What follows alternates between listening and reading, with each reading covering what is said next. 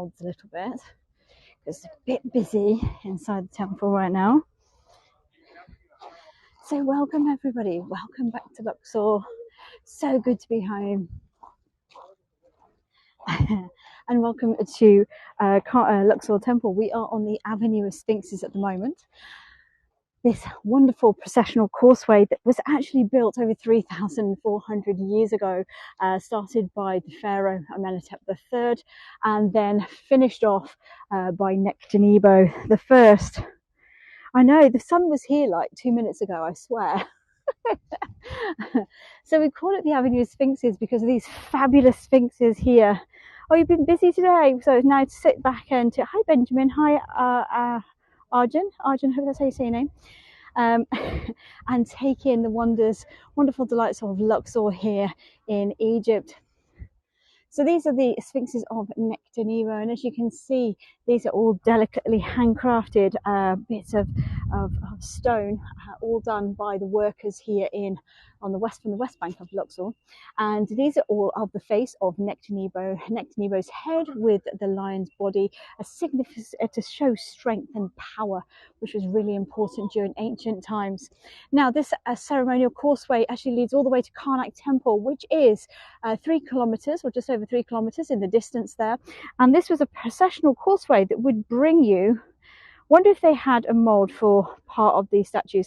No, Cheryl, it was all done by hand, because if you look at each one, they're all slightly different, just slightly different with the artist's impression. And it would be difficult because these aren't molded stone. This is actually made out of one piece of actual sandstone. So it would be very difficult to actually to handcraft these. I know night time here is the best. It really is the best time to visit this particular temple. So back in ancient times, there was 1,200 of these statues, all lining the causeway, and these are kind of copied a little bit from the wonderful Sphinx there in Cairo. Video seems low resolution. I don't think so. I've got perfect resolution on my camera. I don't know about everybody else. How's everybody else's picture? Everybody else's picture okay? Hi Tina, hi Maureen. Perfect. Yeah, maybe try refreshing there, Arjun. Hey Mindy. Hey Louise. So basically, this was a processional causeway that was used during the time of the Opet festival, which happened once a year, where the gods and the pharaohs of Egypt would have actually taken to the causeway, to this procession from one temple to another. And it was kind of like the ancient version of a harvest festival. And they would come down this processional causeway with their feet in these barges, so sacred barks, and the priests would carry them from one station to another, and then they would actually stay in the temple of Luxor for over a month. Inside the temple, there would be a festival, a feast would be held, and there would be ceremonies and prayers, obviously, that would be part of the ceremony of this festival. It was a really important part of the year because what they wanted to do was to encourage the Nile to rise, the Nile inundation, every year, so that they would be guaranteed a good harvest, because the more water they got, the more that they could irrigate their lands, and the better the harvest would be for that year. So the inundation was really important. So the Opet festival was extremely important. It was started by Hatshepsut, and then it's okay, it's not, don't worry, no need to apologize. Just wanted to make sure that everybody else was getting a good reception as well, to make sure that we can give you the best service there, Arjun.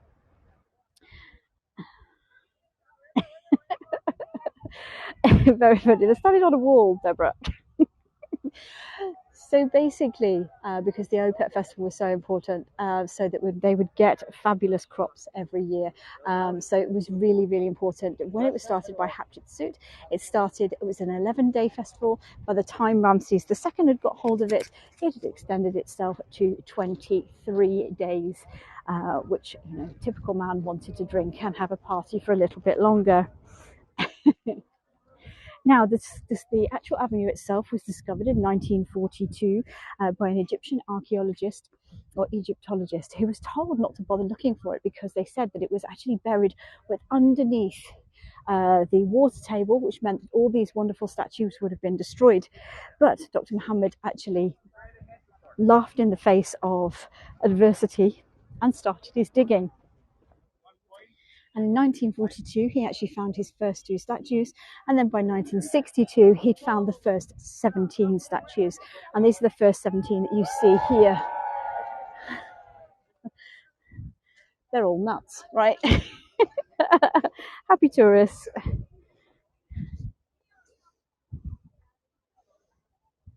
There we go. So here we go.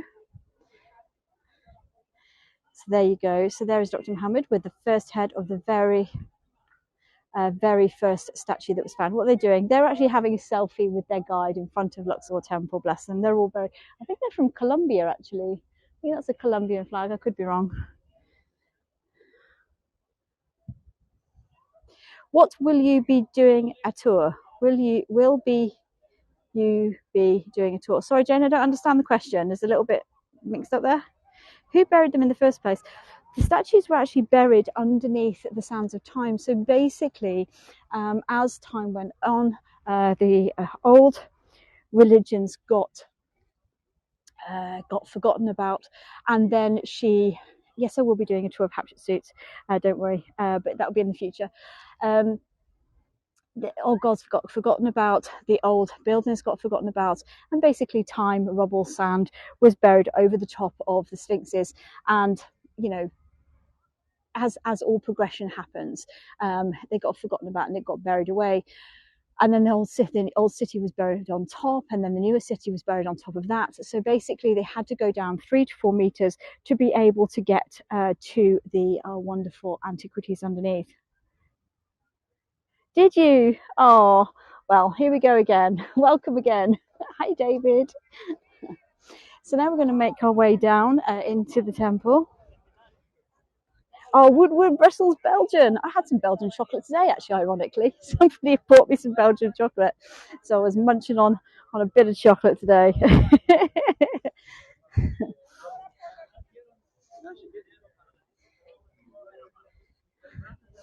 So as I said, the temple is said to have been built by Amenhotep III, but it was started by Hatshepsut at least 100, 200 years before Amenhotep III came along.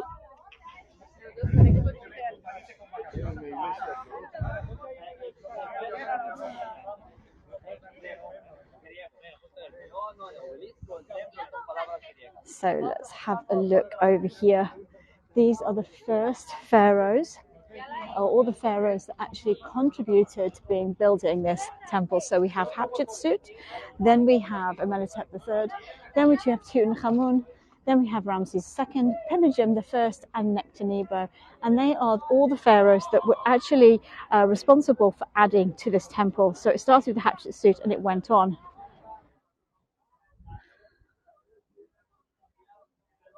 I know the nighttime is a beautiful time to come. The atmosphere here is just insane. Hey, Merit. Beautiful, beautiful. There's a little bit of, well, we think this is actually supposed to be a statue of Isis, but it's actually a Roman goddess. So here we have the first pylon. Can you walk the Avenue of Night? You can actually walk half of it. Half of it you can walk up to the halfway point and back, but you have to be kind of like out of the avenue. I would say the last time you can do it is about 7 o'clock, because it'll take you about 20 minutes to walk there and back. So I would make sure that you start it at 7, so you're back in plenty of time before they shut the temple down. So this is the first pylon, okay, and the first pylon, so the first pylon or gateway into the temple, and this was built by Ramses II. Ramses II, as you know, or may not know, was supposed to be quite a big name during ancient Egyptian times. I like to call him Mr. Propaganda because basically he would go around and he would steal everybody else's stories and also steal their statues and parts of their temple and put his name on it. No, but they would hunt you down and kick you out, Judith. And the last time I was in here after hours, they turned the lights off and I had to make way out of the back of the temple in the dark. It was rather cool, but not the most idealist thing in the world. Let's go over here a little bit.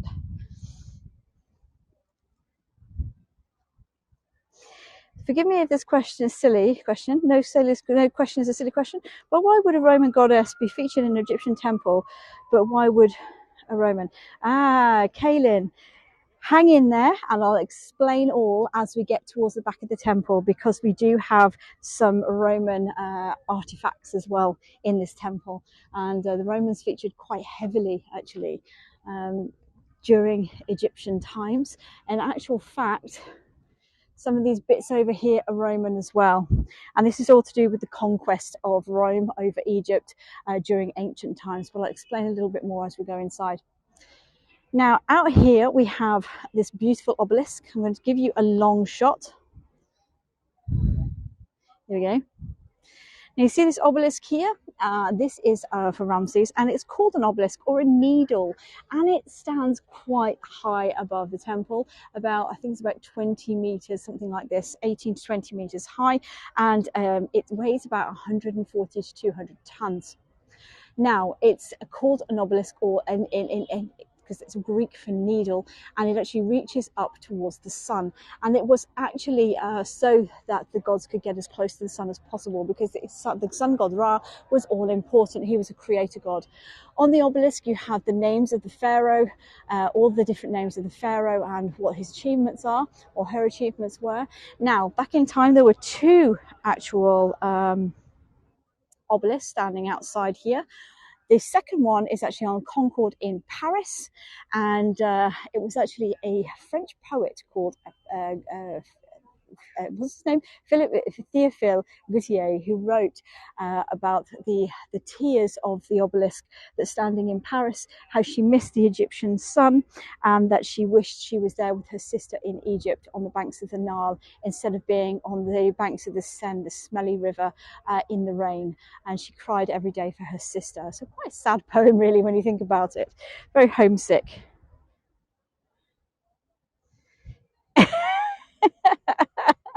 Yeah, it might have been that's the one I saw when I was actually on the South Coast Challenge. You never know, hey? Cheeky. Now, can you see these indentations on the wall on the side outside of the pylon here? Now, these are actually for flags. So flags, there used to be flag standers. It would actually, that's the one. David and Wendy. So these flags, if you can actually find me an original copy of that poem, I'd be amazed, because I've been looking for it everywhere. And do you think I can find it? No, I can find snippets of it, but not the whole poem. Now, the flagpoles were made out of cedar wood that came down from Sudan, and the flags that used to be flying outside would be significant to say this, to mark this was a holy place, and that what gods were residing in here as well. Yes, Théophile Gautier. You see the original city or everyday city outside. But what we're going to do is we're going to make our way in. Now, I did mention to some of you yesterday who were on the gods and goddesses of Egypt tour last night, which is my lecture tour. We were talking about the god Thoth, or Jehuti. I'm just going to show you the baboon images of Jehuti now.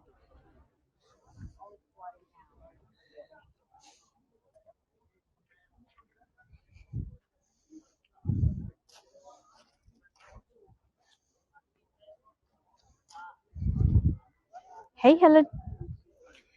Isn't they beautiful? I'll give you the money shot in a second. Let me just turn you sideways so you can get a whole shot of the obelisk, as much of it as possible. There you go. Isn't that beautiful? There you go. So pretty. Just going to turn you back around again. Now you'll see these statues sat outside, and these statues are of Ramses II, and he's in sitting position, actually warding over or watching who comes through his gateway onto the inside of the temple.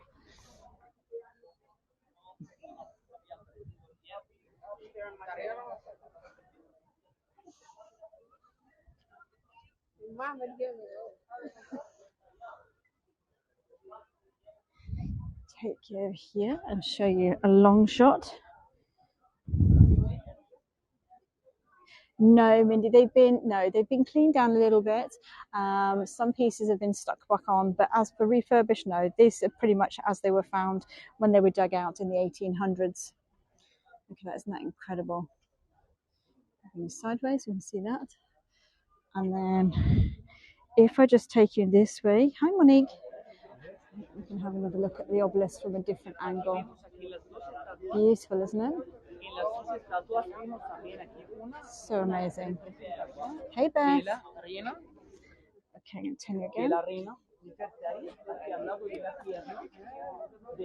have to get in with the crowd a minute. En el otro lado hay otra representación de la reina, la guapa, la primera esposa.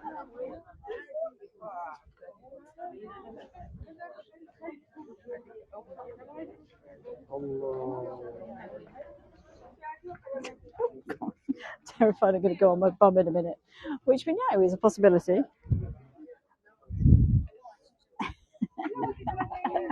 Yeah, I'm just going to follow the tourists in for a second before I run off to the side and get out of the way.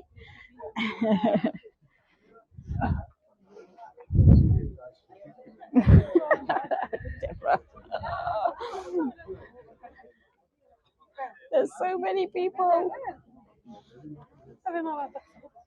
You know, when Egypt didn't have any tourism because of COVID and things like that, it was terrible. But in a way, it was also lovely because it meant I had the temple to myself. Very selfish. Hey, Kathy. Okay, let's bring you over here so we can have a good look over here. Look at this. Right. So let me just show you this building up here. Isn't this amazing?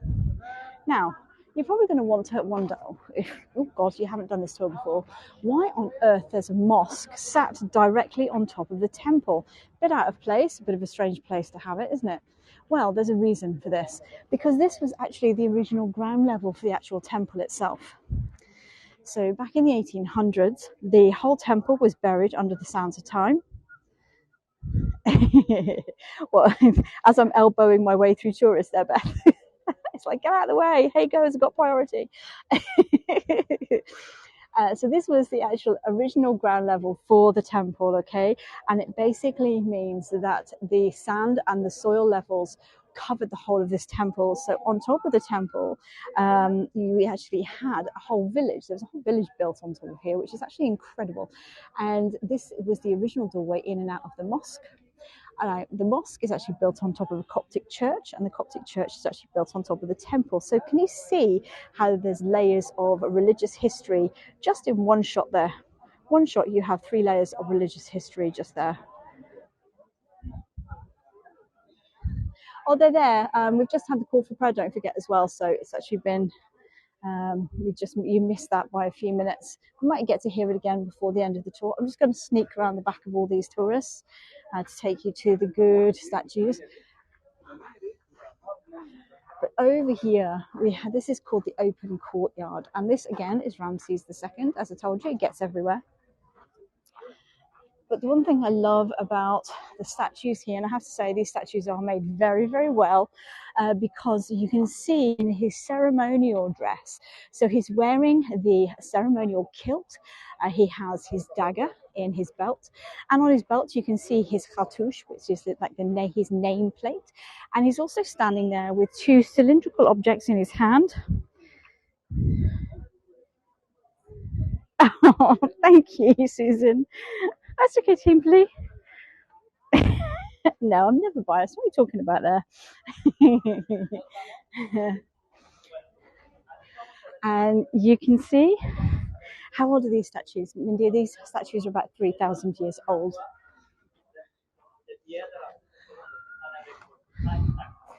I know, they're incredible, aren't they? I'm going to give you a long shot because this is a beautiful statue. Let's just go see close up a little bit. There you go.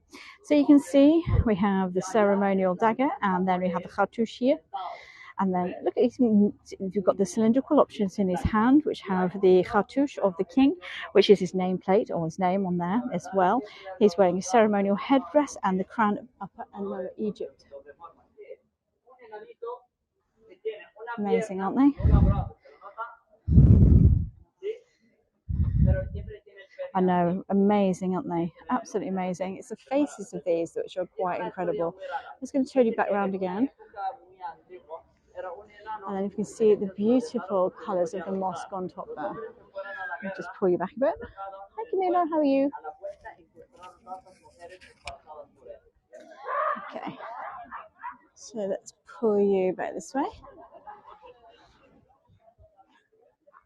Then we have these two beautiful statues here as well. These are of Ramses. And let's go and show you his beautiful wife, who I think has got more significance, historical significance than he does, because actually she was so amazing because she was actually responsible, turning sideways, for writing the very first peace treaty in history. And this is Nefertari. Isn't she stunning? Absolutely beautiful woman. أيام كويس؟ الحمد لله. دي حلوة خالص دي. والله ماشي نشوف. شكرا. Just going to go, and he said, go and have a look at the one down the bottom. Let's turn you sideways again.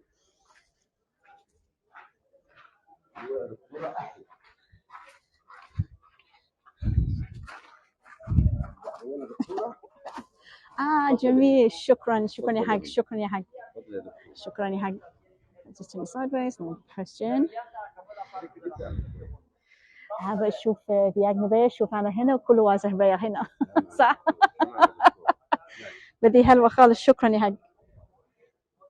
Beautiful. Look at the face on that. Absolutely stunning. You back out again. Yeah. Always hidden away. شكرا. خلف المعبد البالون كله. بالونه. البالون من هنا. ناخذ صور المعبد كله. ماشي مش دلوقتي بعد شويه. ماشي. بشوفها. انت جاي هنا؟ هنا. ماشي انا جاي ثاني. شكرا يا حق. شكرا يا حق. طيبه. وانت طيبه. انا 10 دقائق نص ساعه يعني انا جاي ثاني خلاص. شكرا. ولا هي. ماشي. So he's just telling me, I was just saying, I'll be back out in a minute because basically, because he's helped me out, I've got to give him some gratitude. I'm going to turn you sideways again. And then look at this. Please. You see this beautiful statue here. Look at that. Isn't that incredible? Look at the lighting on that as well.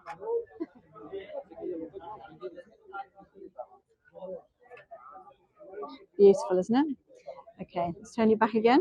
Oh God, we've got to go through the masters again. So, who was that little hidden one again? That was Nefertari, which is Ramses' wife. He was responsible for writing the very first peace treaty in history. Did it disapprove of touching the statues? Some of them would be incredible to touch. They do, because if you go touching statues, you think how many thousands of people would love to touch these statues every single day. They would soon wear down. And I'll show you an example of what I mean when I get out the back. Because for some reason, the spiritual people, oh my goodness me. Okay, this is going to be a nightmare. Let me just make my way through here. Minalaki. Hold on, I can sneak out. Excuse me. Sorry. Thank you. Just gonna pop around here. Good job I know shortcuts, right? Let's get around those. There are lots of people. I know, right? It's annoying. People are just annoying. So what we'll have to do is we're going to have to sneak. We'll sneak around the back in a minute, and then we'll get into the sacred places round in a sneaky way. So we are on the outside of the Amenhotep III's colonnade. You have to excuse my brain. I'm still on a little bit of English time at the moment, so I'm having to plug my brain back into Egyptian history again. So you'll have to bear with me. So this colonnade was built by Amenhotep III 3,400 years ago. And it has this 14 columns in the colonnade, and it's said to represent the 14 phases of the moon. Okay, 14 phases of the moon. And he actually built a colonnade in Karnak as well, which represents the 12 phases of the sun. All open capitals, so the flowers at the top are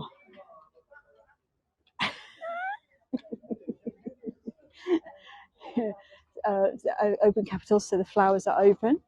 Isn't that beautiful? Look at that colonnade there. It's so pretty. We get a better shot when we get up the top.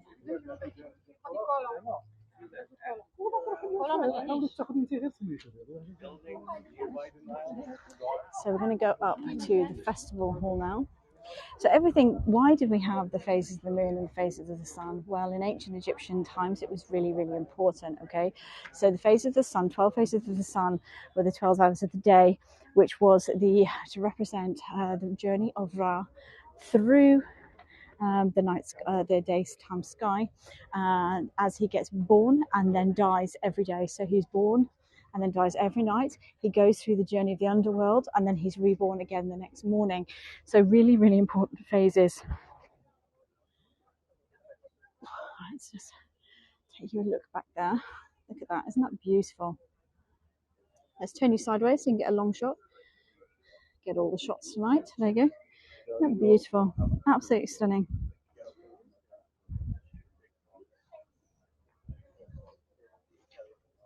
Let's turn you back.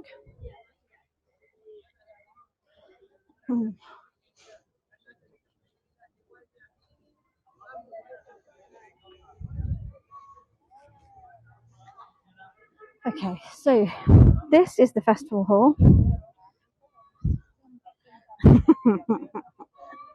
Deborah. Now, the festival hall was the last place. It will be again. Don't worry, Monique. I will be back. I'm always at least here once a week, at different times of day, so you get different looks of the temple.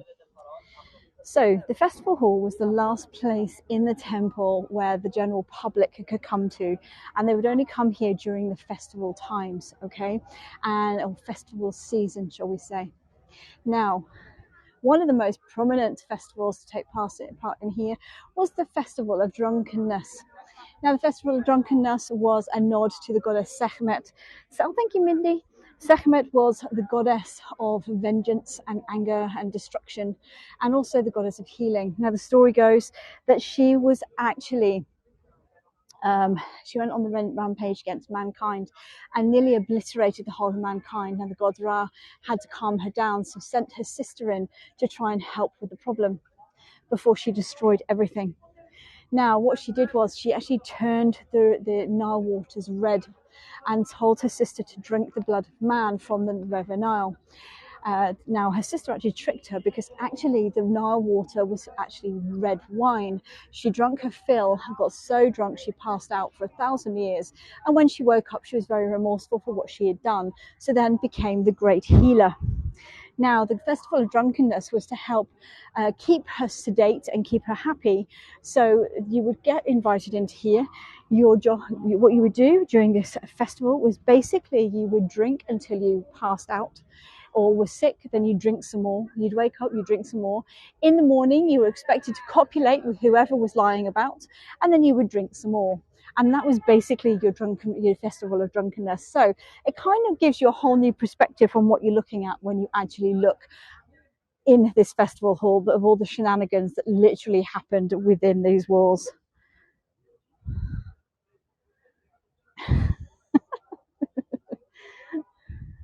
Oh, God. Oh, I've missed you lot. I really have. Right, okay.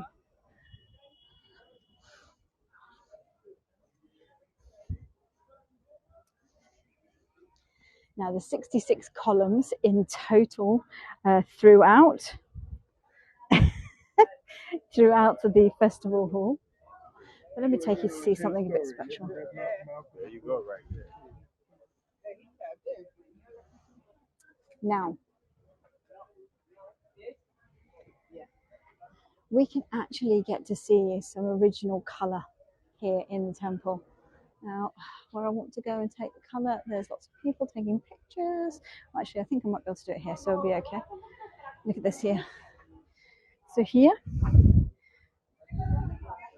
we have these beautiful colours here. Now these are original. The original colours are red and yellow ochre, and they've got some blue in there as well. So red and yellow ochre are actually stones that actually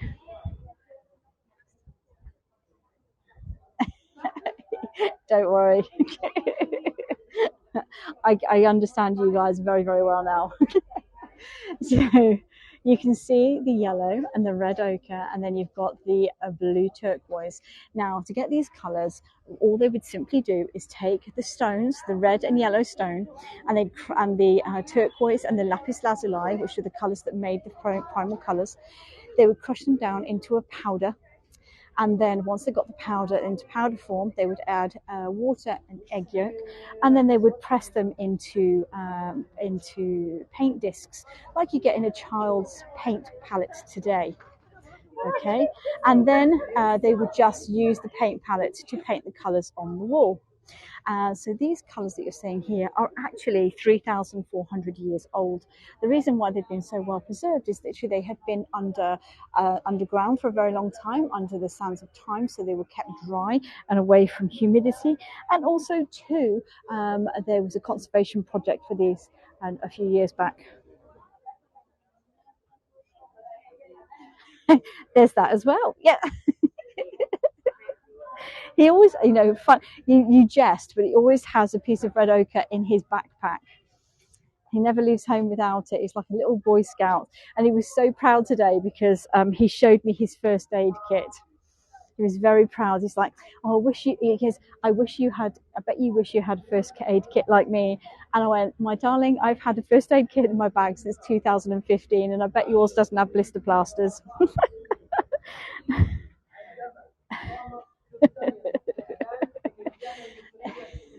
Okay, let's take you over into the corner.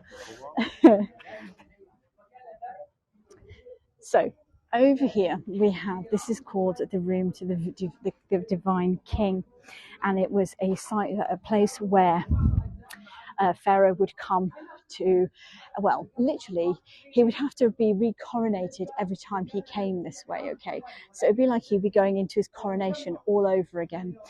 So he'd be recoronated before he'd be allowed in through these doors here, or she, because we did have 7 female pharaohs at the end of the day, into the Holy of Holies in the back.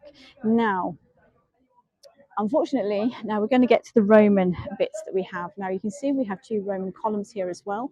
Now in Roman times, what happened was the Roman emperor, it all started actually with Cleopatra. She was the reason why it all went a little bit pear-shaped in the end, because she upset Octavian, because Cleopatra went and had an affair with Mark Antony. Mark Antony was married to Octavia, who was Octavian's sister. So obviously took great offence to what he called the whore Cleopatra. And that's what started the downfall of Egypt. It was Diocletian that came along later on, who actually decided that he wanted to do away with all the priesthoods and wanted to introduce Christianity into Egypt. Now what he did literally is he went from temple to temple, and either you converted to Christianity or you were killed. Now the last stronghold for Christianity was actually the Temple of Philae in Aswan, where it said that they held off for as long as possible, but then the temple ran red with blood because Diocletian murdered everybody.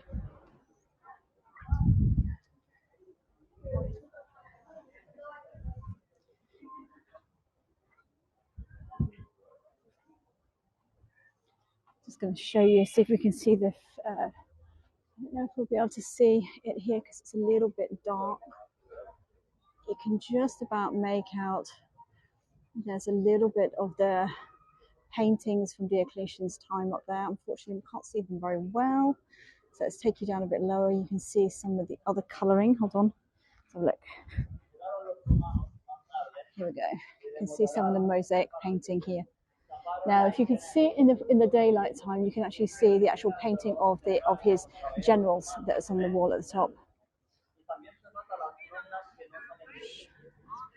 Yes, we will see that as we go inside. Don't worry. Let's go now through the Holy of Holies. Hopefully, there's a lot of people here, so we might have to wait a minute.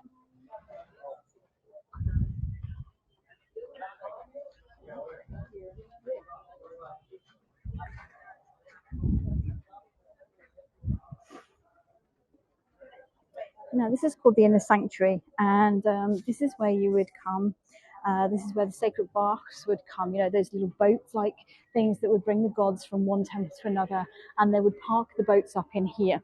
But also this is an offerings hall as well.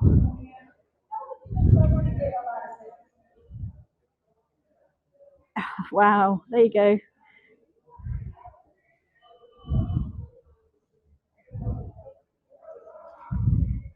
So this is an offerings hall as well. So if we have a look up on the walls, we can see the gods that Pharaoh actually offering to the gods here.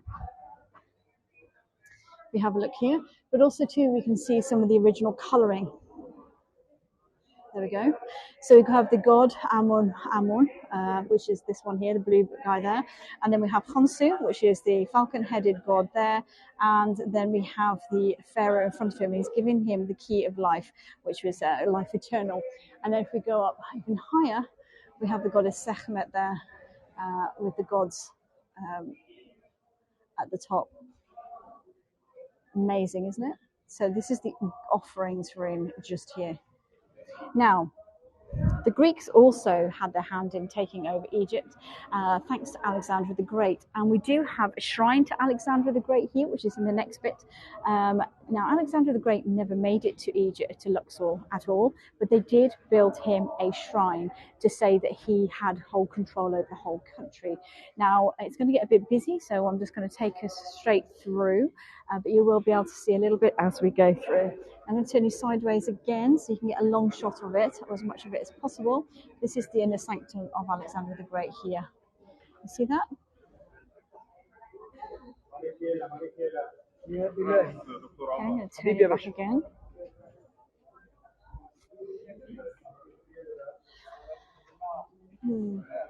So busy. It might be here a minute.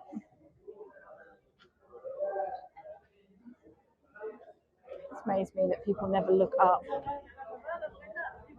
I'm actually going against the tide.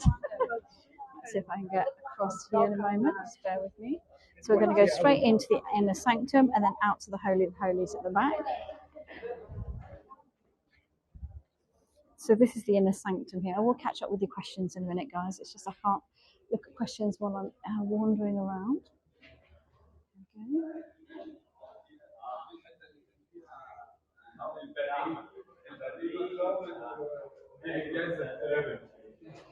Beautiful, isn't it?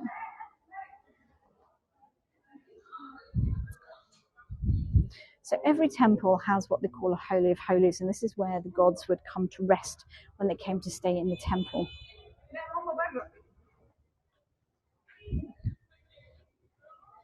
Now, here in Luxor Temple, they had three Holy of Holies because we had what we called the Theban Triad. The Theban Triad meant there was three gods. So we had the god Amun, the goddess Nut, and the god Khonsu. So mother, father, mother, and son. And they were laid to rest on plinths in the back of the temple here. In the back of the temple here. So this, oh crikey, this would be for one of the gods here. It's beautiful. And just to think that the main city is just outside the doors there, just literally outside the temple. So it would have been like a plinth to put or like a sacred bathroom to put the god on in these little rooms. So there's three of these rooms here.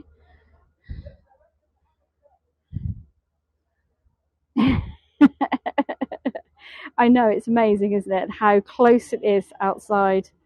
Oh, me just putting down the wrong thing. Thank you. You've just given some gratitude. You're absolutely awesome. Thank you so much for that. So I keep missing who's doing what because I keep having to look where my feet are going. Because as some of you will know, if you've been on my tours before, and if you haven't been on my tours before and you come again, you'll get to know I spend an awful lot of time falling or tripping over when I'm walking on my own feet because I'm a bit of a klutz. So I have to look where I'm going. Isn't that beautiful? Look at that. So I was going to show you some of the wear and tear from people.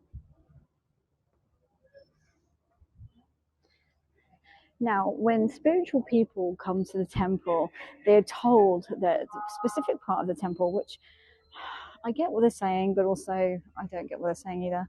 And they come and they touch certain parts, and you can see where their hands have been over time. Here we go.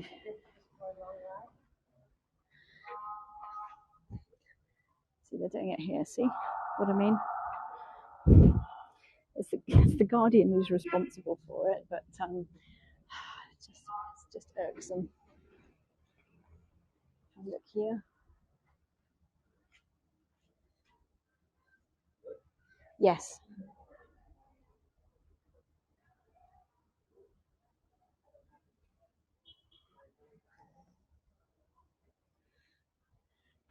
You see the blackening? Yep, there. And we'll see it better over the far side here.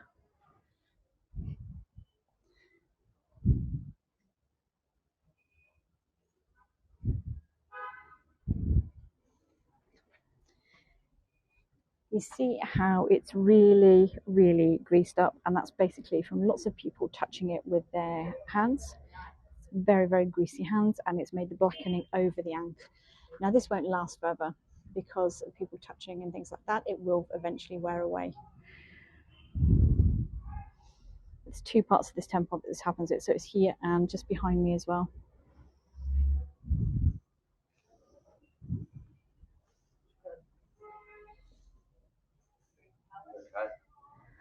Hello. أيام كويس؟ الحمد لله. الحمد لله. الحمد لله. It's a beautiful ant, yeah. And the problem is, the thing is, it's a bit of a catch-22 because the guardians here aren't paid an awful lot of money, so they try and make gratitude in other ways, and Egyptians are very, very quick to learn new things and new ideals, and they've come into, there's this new age of, I say new age, of healing and wanting to get back to the ancient healing ways and things like this. So they know that the Ankh is actually a very predominant part of the healing and ancient healing. So what they do is they've tuned into this, and they get people to come and they say, like, there's vibrations and things, particularly at the back of the temple. And if you touch this Ankh, you put your forehead against the Ankh, you will feel these vibrations and you'll feel amazing and all the rest of it. And then when you've done that, you then grease the palm of your guardian. And I get why they do it. I do. And, in some ways I'd rather them do that than sell antiquity, which can happen as well. But again, with so many people, if you think of how many people come through this temple, and you're just seeing just a small selection of how many people are here in the temple now, how many people travel through this temple every single day, and especially during the season. So if there's so many people actually, hi Kesley, are actually touching the Ankh and leaving their mark, it's soon going to fade away.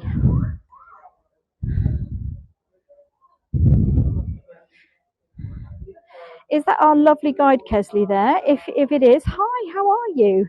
I've been meaning to catch up with one of your tours actually.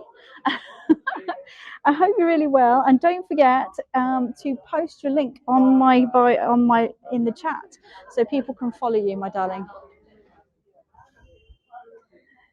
Yeah, it's beautiful, isn't it?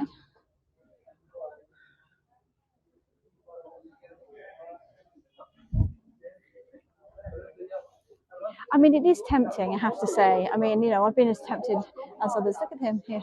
You know what this represents here? Actually, it's fist. Deborah, can you do me a favour, my sweetheart? Could you take a photo of that for me and send it to me because I want to show Safi? Now, this is actually a lapwing, okay, a horned lapwing, and this is a representation of the people. The lapwing was for the people, or represented the people, and you can see Pharaoh's holding, so it's like he's holding the people in his hand. It's a representation of holding the people within his hand, just in that symbol. Every hieroglyphic that you see on the walls here is all symbolism. Right, let's get back out before it gets busy. I was going to take us around the museum bit, but then the Colombians went round that way and it's going to be really busy, so it's easier if we just go back out this way. So busy, Ede. Ede. You've seen nothing. Come Tuesday. Tuesday? You see Spanish like you've never seen anything like it. I'm not coming Tuesday then. No, we bring you from home. لا لا مش عايز لا. It's my stalker guide. Let's get out of here quickly. Luckily he's got gas so I can run away. Oh, there you go. So anybody that wants to follow Kesley, please do have a look at her tours. She's got some amazing tours that I keep meaning to catch hold of. But the last few days, all I've been doing is falling unconscious. Right, let's go down here. Da, da, da. Let's go back. Oh, crikey. I keep looking at the floor to make sure I can see where I'm going, and then I realise that then I get a face full of light, and then nearly go blind. So I can't see anyway. We're going to have the next call for prayer.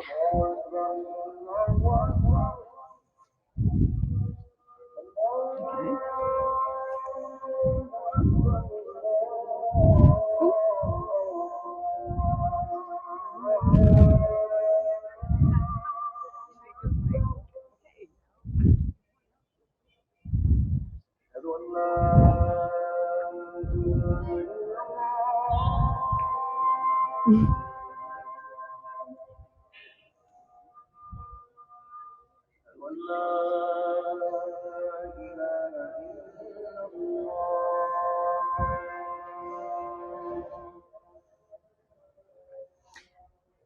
That is actually the call for the Islamic call for prayer there, Kaylin.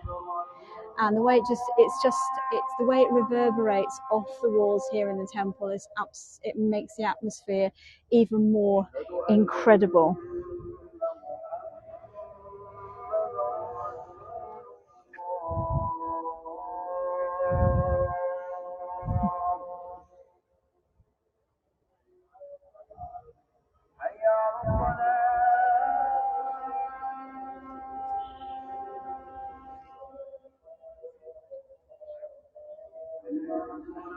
So there you go, guys. That is Luxor Temple at sunset. Well, it kind of like ended up being sunset into nighttime. Sorry about that. I've been away, and the last couple of days I refused to go outside. I went outside on Sunday and then didn't go outside for 2 days. So I hope you've enjoyed coming with me this afternoon or this evening. It's been my absolute pleasure to show you the wonders of Luxor Temple, especially at night time. It is a beautiful time of day to come here. Don't forget, I do have tours on for the rest of the week. I've put a bunch of tours on for the rest of the week, so do join me. If you're not following me already, press that follow back button, and then you can keep on top of all the shenanigans that goes on over the next few weeks. I've been coming with some ideas from some brand new tours as well. So hopefully, excuse me, I'll be bringing that to you. Now, I will be repeating my Valley of the Kings tour on Sunday morning. I've tried to make it a more reasonable time. Just wondering if that was a smart idea because of the amount of people that will be there. But hopefully you'll be able to come with me. How much does it cost to enter the temple? Oh, that's a good question. It's gone up now. It's about 180 to 200 Egyptian pounds per person. So that makes it about 10 English pound per person-ish, give or take a few pennies, depending on the exchange rate. So yeah. Yeah, it has gone up. You're very, very welcome. So thank you guys for coming with me. It's been my absolute pleasure and honor to show you a little piece of our history here in Luxor. So do catch up with some of my other tours. Not only do I do historical tours, but I do cultural tours as well. Once I've actually got onto Gazelle and we've gone out for a ride, because I haven't been in for over a month. So we're both feeling a little bit fat and miserable at the moment. We will. Thank you, David and Wendy. We will be getting out on horseback as well, because that's my speciality. So we'll be bringing you the desert, and we'll be bringing you the rural areas too. We'll be out on foot to go and see the Colossus of Memnon, and we will be going around the villages, so you get to see it through the, and we're on the River Nile tomorrow night, Charmaine. So if you want to come see the River Nile tomorrow, I will be out on the river tomorrow at 6 p.m. So we'll just get it just before the sun goes down. So do come and join me for that tomorrow. So much for joining me. It's been my absolute pleasure and honor to show you wonderful Luxor and all its very soon. So thank you very much for coming, everyone. Have a wonderful day. So all that's left for me to say is thank you so much for all the gratitude that you've been able to leave. Don't forget to follow, and if you fancy sponsoring, there will be a few little perks for the ones of you that maybe you can't catch a tour and you want to catch up on the tour, so you'll be able to watch it on repeat. So that's what I'll be bringing to my sponsors, and you'll be getting a postcard from Egypt too. So that's it for me this evening. Thank you so much for joining me. Have a wonderful day. All that's left for me to say is good morning, good afternoon, good evening, wherever you are in the world. Thank you so much for everything, and I will see you all again soon. You take care of yourself. Stay safe out there. Bye for now, everyone. Bye, everyone. Bye. Take care.